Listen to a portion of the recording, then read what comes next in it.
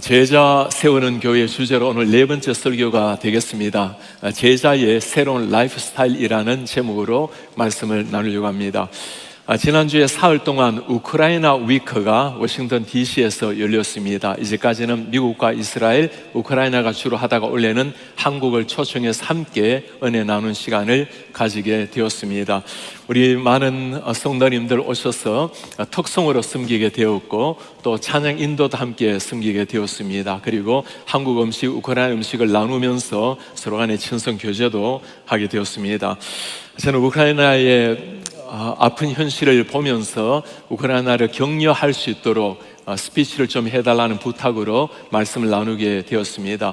한 분 한 분의 얼굴을 보면서 그들의 아픔을 공감하면서 말씀을 준비하면서 참 제 마음속에서도 같은 아픔을 느낀 민족으로서 가슴에 은혜를 전달하게 되었습니다.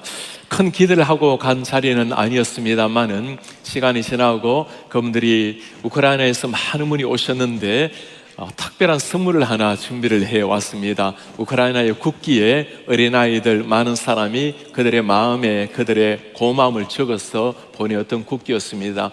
We pray for Ukraine. 그리고 여러분들의 도움에 감사합니다. 그리고 우리의 사랑을 여러분과 나눕니다. 이 거대한 국기를 제 몸에 감싸 주는데 정말 이 국기를 받는 순간 우크라이나를 위해서 더욱더 기도해야 되겠고 하나님이 만드신 나라가 평화가 깊이 올 수 있도록 기도하는 마음이 더욱더 깊어졌습니다.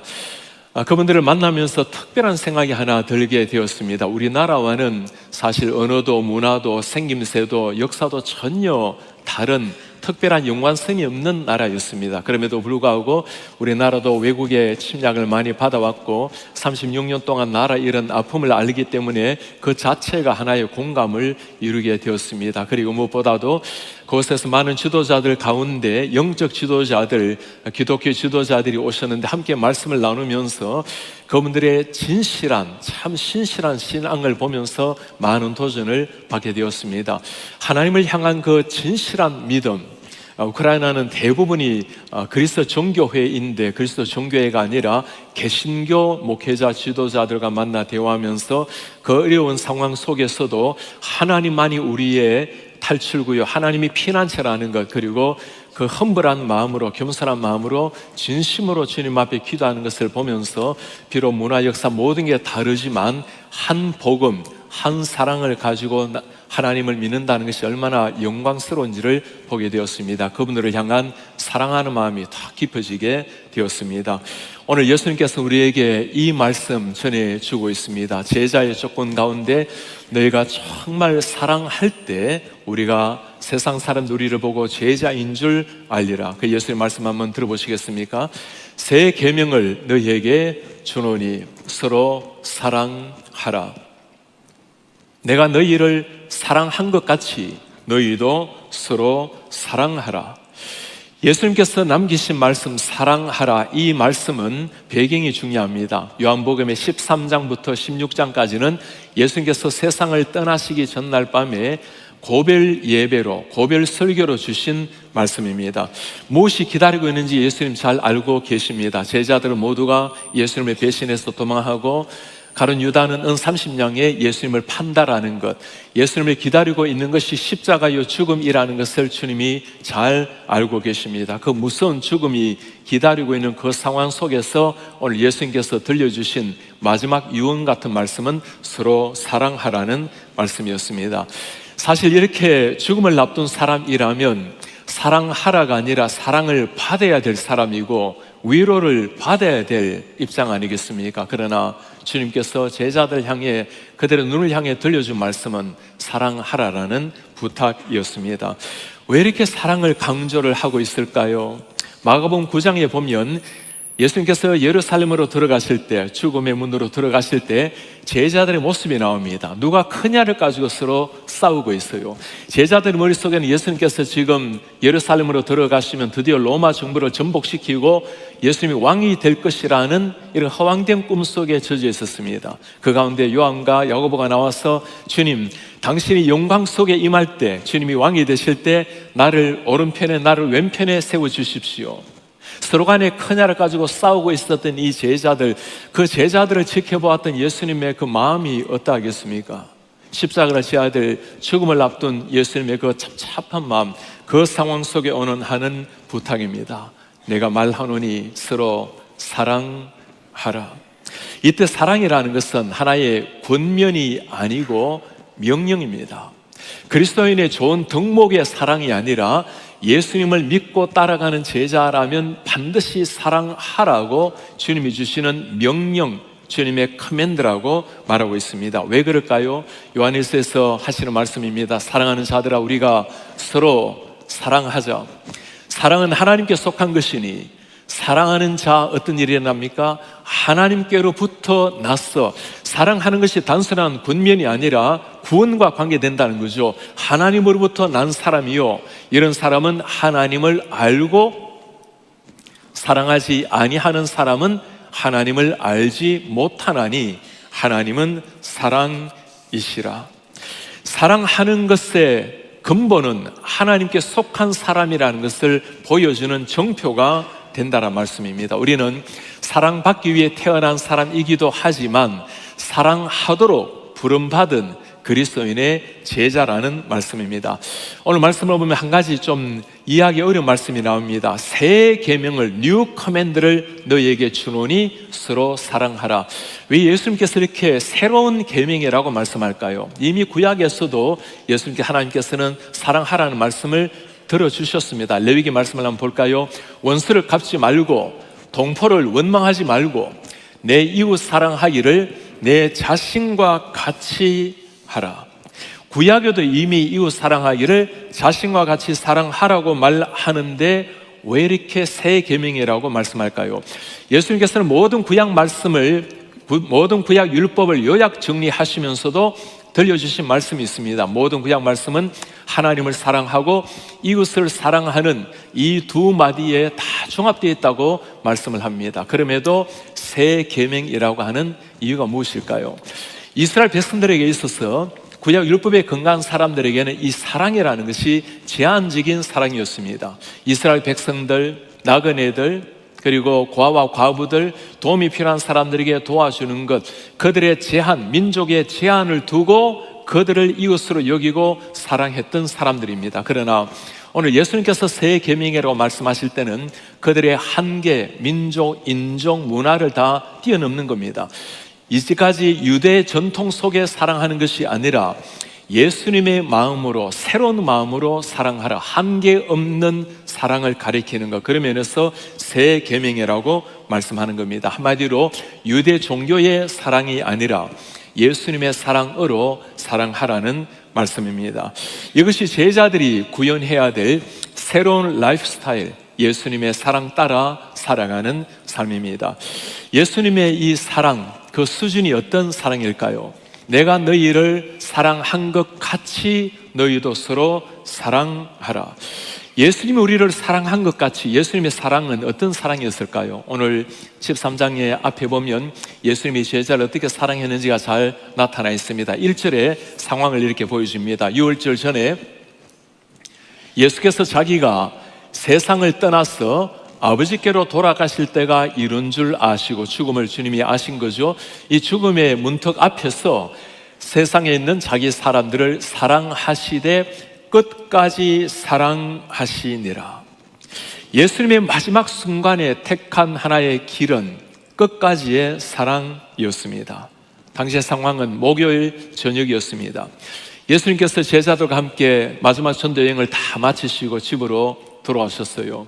갈릴리의 그 문제나는 길을 다니면서 더러운 발로, 문제나는 발로 집으로 돌아왔습니다. 일반적으로 하인들이 나와서 발을 씻겨주는 상황이었지만 그럴 형편이 되지를 못했습니다. 제자들 모두가 지쳐서 누워있는 상황인데 예수님께서 일어나셔서 수건을 두르시고 대야에 물을 담으시고 제자들의 한 사람 한 사람 발을 씻기기를 시작합니다. 예수님의 그 사랑은 명사가 아니고 동사였고 개념이 아니라 실천적인 사랑이었습니다. 죽음을 앞에 놓고 예수님이 보여준 것은 살아내는 사랑의 삶이었습니다. 무릎을 꿇고 제자들의 발을 씻기셨던 우리 예수님의 모습, 이 하늘의 사랑을 바울은 이렇게 노래합니다. 우리가 아직 죄인이 되었을 때, 로마서에는 이 말씀을 우리가 아직 연약했을 때, 하나님과 원수 되었을 때라고 설명을 합니다. 우리 원수된 우리를 위해서 그리스도께서 우리를 위하여 죽으심으로 하나님께서 우리에 대한 자기의 사랑을 확증하셨느니라. 성경에 나타나 있는 하나님의 사랑, 예수의 희생을 가장 잘 보여주는 한마디입니다.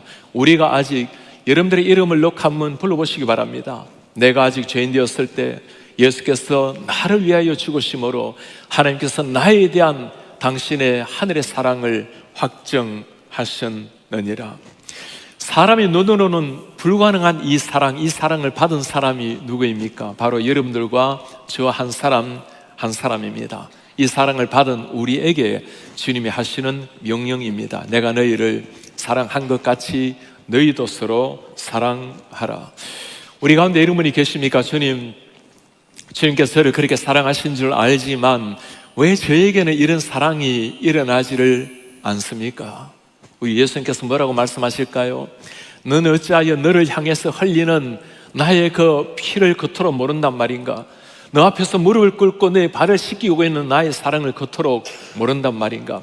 우리에게 문제는 사랑이 없는 것이 문제가 아니라 우리를 향한 하나님의 사랑을 모르는 것이 우리의 근본적인 문제라고 말할 것입니다. 우리 성도님들 한번 물어보시기를 바랍니다. 오늘 주님께서 우리 공동체 가운데, 너희들 가운데, 그리스도인의 제자들 가운데 주시는 말씀입니다. 우리 공동체 가운데 진심의 마음으로 사랑하지 못하는 분들이 계십니까? 이 사랑을 하기에 주저하는 분들이 계십니까? 우리 주님께서 부탁하십니다. 내가 너희를 사랑한 것 같이, 원수 되었던, 아직 죄인 되었던 너희를 사랑한 것 같이 너희도 서로 사랑하라.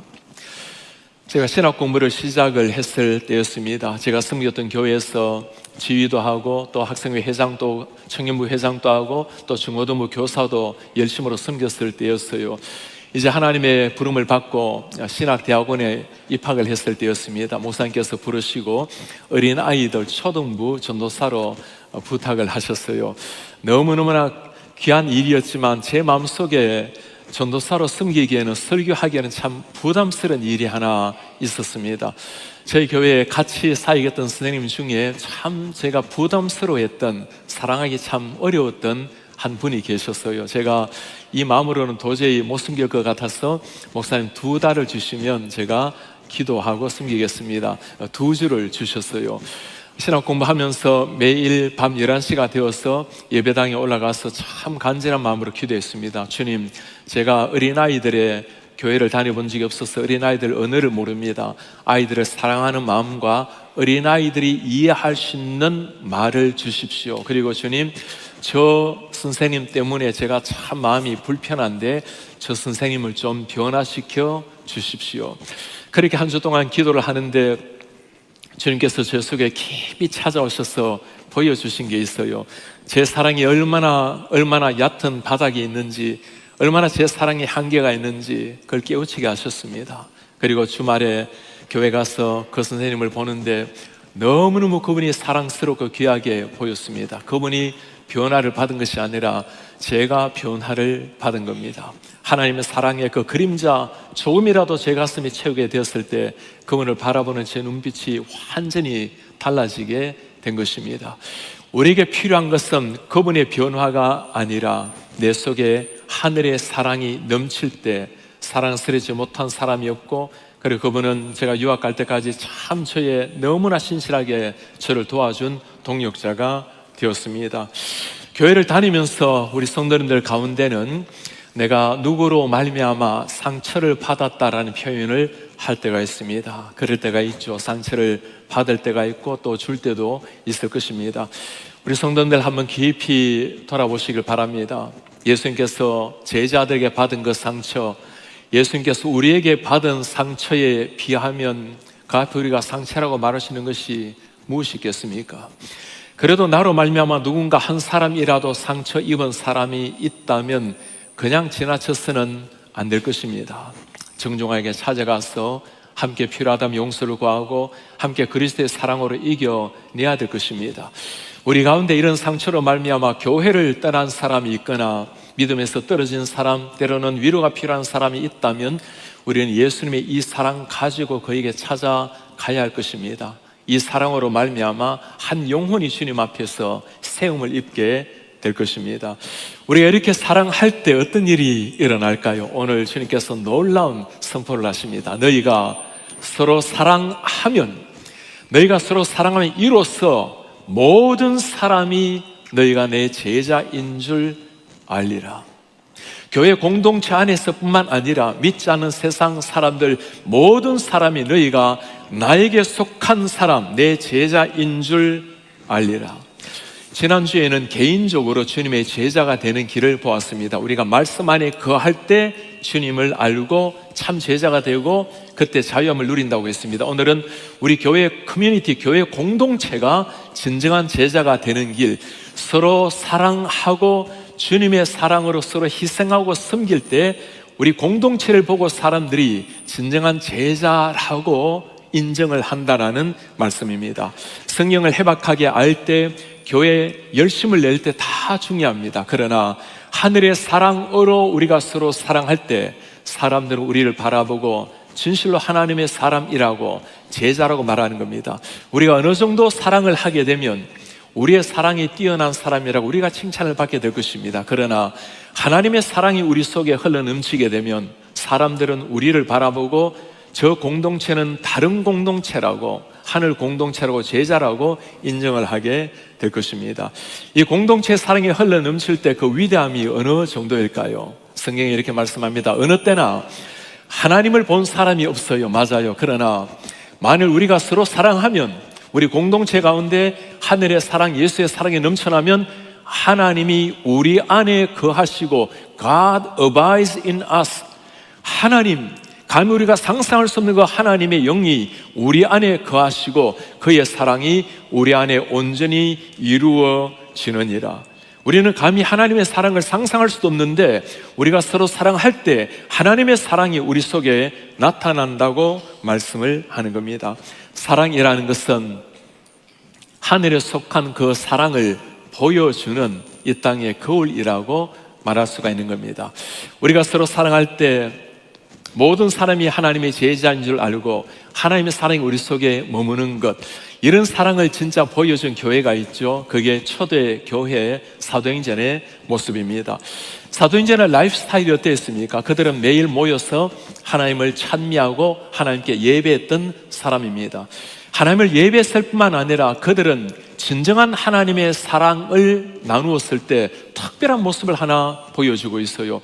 제자들은 각자의 물건을 다 처분해서 필요한 대로 물건을 서로 공유를 합니다.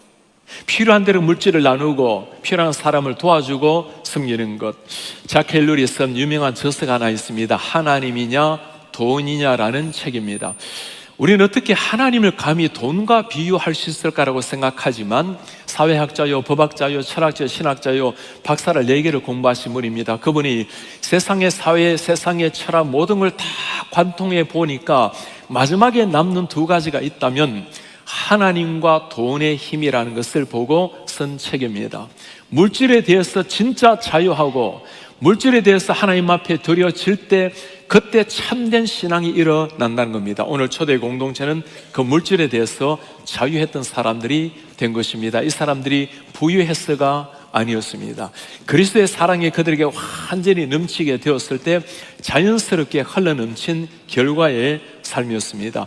그들이 하나님을 예배하고 이런 진정한 사랑의 공동체를 이루었을 때 어떤 결과가 나타났을까요? 세상에 그들을 어떻게 보았을까요?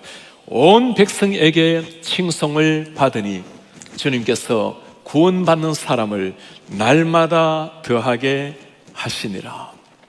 온 백성에게 칭송받은 사람, 복음을 전했을 뿐만 아니라 하나님의 사랑이 흘러 넘쳤을 때 구원받는 사람을 날마다 더하게 하시니라. 이런 초대 공동체를 보여주는 중요한 단어가 하나 있습니다. 초대교회 공동체, 사랑을 위해서 삶을 던졌던, 기꺼이 희생했던 사람들, 그들을 두고 부르기를 파라블라노이라는 단어로 그들을 불렀습니다. 우리말로 번역을 하면 위험을 무릅쓰는 자들, 위험을 무릅쓰면서도 하나님의 사랑을 나누는 사람들이란 이름입니다. 초대기 251년쯤 되었을 때였습니다. 데시우스 황제가 예수 믿는 수많은 사람들을 잡아다가 가두고 그들을 고문하고 순교의 현장으로 보냈을 때였습니다. 그리스도인들은 언제나 죽음의 위험 앞에 다다랐을 때 그때 전염병이 돌기를 시작했습니다. 오늘날처럼 팬데믹이 던졌을 때 수백만 명의 사람이 죽어가고 나라가 위태로웠을 때였어요. 사람들은 팬데믹이 전염병에 걸리게 되면 먼저 격리하게 되고 그냥 죽을 때까지 기다릴 수밖에 없었던 게 당시의 상황이었습니다. 그리스도인들은 굉장한 청결한 생활을 했기 때문에 비교적 전염병에 적게 걸렸던 상황입니다. 그때 키프리아네라는 교부가 했던 설교가 사람들의 심금을 울렸습니다. 우리가 그리스도인만을 소중히 여기고 우리끼리만 자비를 베푼다면 그것은 놀라운 일이 아니다. 하나님이 관용을 베푸신 것처럼 관용을 베풀어야 할 때다. 원수를 사랑하라. 이 어려운 시기에 우리를 화영장으로 보내고 사자의 밥으로 보내는 저 로마의 원수를 사랑하라고 설교를 한 겁니다. 당시에 그리스도인의 공동체, 그들도 팬데믹이 벗어나지는 않았겠죠. 그리스도인의 형제 자매가 전염병에 걸리게 되면 그들을 격리시키지 아니하고 건강한 형제가 들어가서 그들을 돌봤습니다. 그들이 세상을 떠날 때까지 돌보기도 하고 그렇게 낫기도 하고 때로는 돌보던 사람이 감염이 되어서 그도 세상을 떠난 일들도 있었습니다. 사람들의 눈에는 어디서 저런 죽음을 두려워하지 않는 사랑이 나오는지, 그 삶 자체가 그리스도인의 복음이 무엇인지, 하늘의 생명을 가진 능력이 무엇인지를 보여주는 계기가 된 것입니다. 그리스도인의 공동체뿐만 아니라 죽어가는 많은 로마인들, 격리시킨 사람들에게 다가가서 그들에게 사랑을 전해준 사람들도 그리스도인들이었습니다.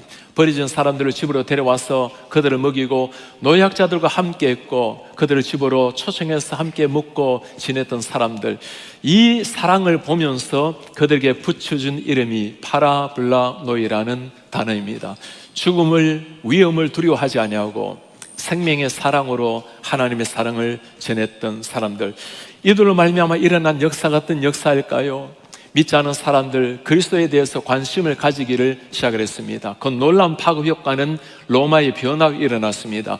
150년의 로마의 기독교율은 0.07% 거의 없었습니다. 그러나 200년이 지난 후에 350년이 되었을 때 로마인의 기독교 비율은 52.9%로 놀랍게 성장해서 전 국민의 반 이상이 황제 숭배가 아니라, 로마 신 숭배가 아니라 하나님을 섬기는 나라로 바뀌게 되었습니다. 이 당시 때 사람들의 모습을 게라르트 로핑크는 이 책에서 잘 보여주고 있습니다. 예수는 어떤 공동체를 원했는가? 예수가 원했던 공동체, 하나님이 기대했던 교회의 모습.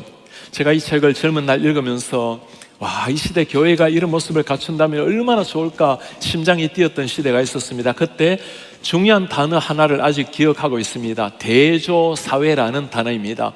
Contrast Gesellschaft라는 독일 말인데, 대조사회, 우리 모두가 사회 속에 살아가고 있죠. 그런데 기독교인이 가지고 있는 독특한 대조사회가 있다는 겁니다. 우리는 세상 속에 살아가고 있지만 세상의 지배를 받지 아니하고 하늘의 지배를 받는 특별한 사회가 있다는 겁니다. 이걸 두고 Society within Society, 한 사회 속에 있는 특별한 사회, 분리된 사회가 아니라 사회 속에 있지만 그러나 그리스도인의 진정한 공동체, 하늘 지배, 사랑의 지배를 받는 사회가 따로 있다는 겁니다. 스테이트가 있지만 within state, 그 나라 안에 하나님을 믿는 새로운 민족, 백성이 가지고 있는 새로운 나라가 있다라는 거죠. 그 Contrast Gesellschaft, 대조사회라는 것, 오늘날 우리 교회가 바로 이 시대 가운데 대조사회 역할을 해야 된다는 겁니다. 사람들 우리를 바라볼 때 세상에 발을 디디고 살고 있지만 세상과 달리 살아가는 사람들, 세상의 문화, 세상의 사랑이 아니라 정말 하늘의 사랑으로 희생하고 섬기고 배려하고 살아가는 사람들, 그렇게 살아가는 것 자체가 다른 사람에게 하늘나라의 복음을 전하는 통로가 되었다는 겁니다. 그로 말미암아 로마가 바뀌게 되었다는 거죠. 제가 목회를 하면서 우리 교회 성도님들을 볼 때도 우리 교회가 이런 사랑을 가지고 보여지는 모습을 보면 참 목사로서 너무나 자랑스럽고 하나님께서도 보시면서 얼마나 행복해 하실까라는 생각을 가질 때가 있습니다. 우리 교회가 팬데믹을 지나갈 때 많은 우리 어르신들이 식당을 가지 못하고 또 한국 음식을 먹기 어려우실 때가 참 많았습니다. 우리 성도님들 정성껏 한국 밥을 짓고 국을 짓고 반찬을 만들어서 우리 독거노인들 또 홀로 계시는 분들 어르신들을 찾아가서 집집마다 오랫동안 음식을 배달을 했습니다. 한 성도님이 그렇게 고백을 해요. 목사님, 오늘은 그 댁에 갔더니 한 젊은이가 집에서 많은 그 아버님의 유품을 가지고 버리는 것을 보았습니다. 홀로 계시면서 외롭게 계시면서 그렇게 돌아가신 분인 겁니다. 그렇게 홀로 계셨지만 그분에게 가서 친구가 되어드리고 따스한 음식을 배달해 주신 우리 성도님, 세상 사람들은 그가 누구인지 알지 못하지만 그러나 하나님께서는 그분을 잘 기억을 하고 계십니다. 우리가 2년 전에 KWMC 우리 세계 한인 선교사 대회 할 때 이 모든 것이 하나님의 은혜이지만 그러나 우리 성도님들 여러분들의 그 섬김을 보면서 우리 주님께서 얼마나 좋아하시고 얼마나 행복해 하실까 참 자랑스러운 시간이었습니다. 본래 이 선교 대회는 위튼 대학교에서 7회 동안 했고 아주사 퍼시픽에서 8회 때 했습니다. 4년 만에 한 번씩 하는데 5, 6층에 많은 선교사님들이 모이는 단체였습니다. 이제 코로나 때문에 이 모임을 가지 못하자 어느 대학교도 문을 열어주지 않아요. 그래서 우리 교회에 청을 해왔습니다. 목사님 교회에서 우리 선교사 대회를 할 수가 있겠습니까? 그 어려운 시기에 선교사님들은 생명을 걸고 백신도 맞지 못하고 사역을 하는데 우리가 그분들을 모시고 선교 대회를 할 수 있다면 이게 여러분 얼마나 영광스러운 일 아니겠습니까? 당연들도 너무나 기쁘게 결의를 하고 우리 성도님들 여러분들의 많은 헌금을 통해서 우리가 정성껏 이분들을 섬기게 되었습니다. 수백 명의 선교사님들이 수십 나라에서 미국으로 들어오자 보니까 참 안타깝게도 그분들 가운데는 코로나에 걸린 분들도 들어 나오셨어요. 얼마나 안타깝겠습니까? 예배당 안으로 들어오지 못하고 교회도 들어오지 못하고 예배당 밖에 앉으셔서 그래도 참석을 해야 되겠다고. 문제는 이분들을 숙소로 누군가는 라이드를 해 주셔야 되는데 우리 장로님, 우리 성도님들 마스크 끼고 그분들 정성껏 숙소로 모셔다 드렸습니다. 감염이 될 수 있는 위험에도 불구하고 모든 사랑을 쏟아서 그분들을 섬겼던 한 분 한 분 이 시대의 파라블라 노이의 하나님의 사람들이었습니다. 선교대회 안에서 참석을 하지는 못했지만 그러나 밖에서라도 그 사랑을 받으신 그분들, 그 위로와 그 격려를 가지고 그들의 선교 현장으로 돌아가서 그들은 다시 한번 하나님의 사랑으로 인생을 불태웠을 겁니다. 우리가 아프리카를 찾아가는 것, 남미를 찾아가고 세계 열방을 찾아가는 건 너무나 귀한 일이고 지속적으로 해야 될 일입니다. 그러나 선교사님 한 분 한 분을 지극한 사랑으로 섬겨낼 때 그건 역시도 주님께서 감동하실 선교의 사역이 되는 겁니다. 오늘날 이런 파라블라노이 주님께서 이런 사람을 또 기대하고 계십니다. 점점 사랑이 식어가는 세상, 점점 교회가 세상 앞에 비난을 받을 수 있는 이런 세상 가운데 위험을 무릅쓰고 기꺼이 하나님의 사랑을 전가하는 내 삶으로 살아계신 하나님을 드러내는 하늘에 속한 생명, 영원한 생명을 누리는 그 감격을 삶으로 보여주는 사람들, 이런 사람을 주님께서는 또 기다리고 계십니다. 오늘 예수님께서 우리에게 하시는 부탁이 바로 이것입니다. 내가 너희를 사랑한 것 같이 너희도 서로 사랑하라. 그리하면 믿지 않은 저 세상 사람들도 너희가 내 제자인 줄 알리라. 우리 성도님들 한번 물어보시기를 바랍니다. 우리 생에 이런 말을 들어본 일이 있으십니까? 당신을 보면 정말 하나님이 어떤 분이신지 알 것 같습니다. KCBC 당신들을 보면 내가 교회를 다니지는 않지만 교회에 참 고맙습니다. 당신들이 믿는 하나님께 참 고맙습니다. 이런 말을 들어본 적이 있으신가요? 정말 그 말을 들어보기를 원하십니까?